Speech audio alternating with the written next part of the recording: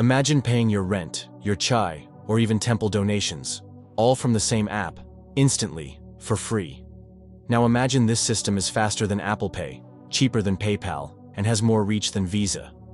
Sounds like something the West would brag about, right? But it's not from the West. It's from India. And it's called UPI, the system they don't want to talk about. UPI stands for Unified Payments Interface, but that's just the technical name. What it really is a financial revolution that quietly made India one of the most advanced digital economies in the world. While people in the West still wait 2 to 3 business days for a bank transfer, a rickshaw driver in Jaipur gets paid in 2 seconds, with 0 fees. And all of this, built not by a tech giant or a private monopoly, but by India's own public digital infrastructure. Now let's compare this with the systems in the US or Europe. Credit card? You pay 2 to 3% fees, plus processing time. PayPal? Slow, fee-heavy. Apple Pay or Google Pay? Still built on legacy credit networks, which means you're still dealing with the same middlemen. These systems aren't just inefficient, they're profitable for big banks and corporations. And that's the real reason UPI is so disruptive. It removes private rent seekers from the equation. No cut for banks, no cut for tech giants. Just direct, instant, free transactions. The world saw UPI and didn't know how to react. In fact, in 2021, the World Bank declared India as the #1 country in digital payments, not the US, not China.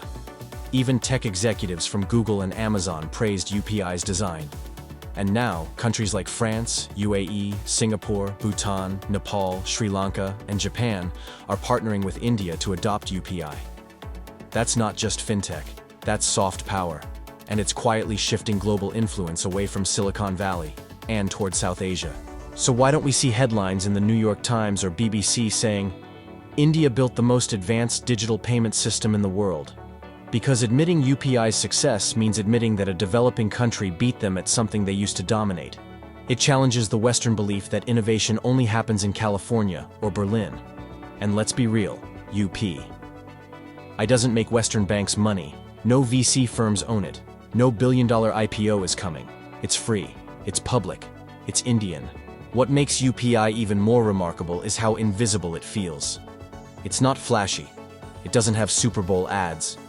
But quietly, every day, it's powering 400 million people across India to buy, sell, donate, tip, and live with dignity and speed. This is digital independence, not built by private companies, but by a country that dared to leapfrog the system instead of copying it. And that's the story we tell here, at Third Voice. The one that the first 2 voices always leave out. So next time someone says India is still catching up, show them your UPI app and ask, "Can your bank do this?" The world might ignore this revolution, but we won't. Because on this channel, we don't follow the loudest voices. We follow the truth. This is Third Voice. Subscribe and stay awake.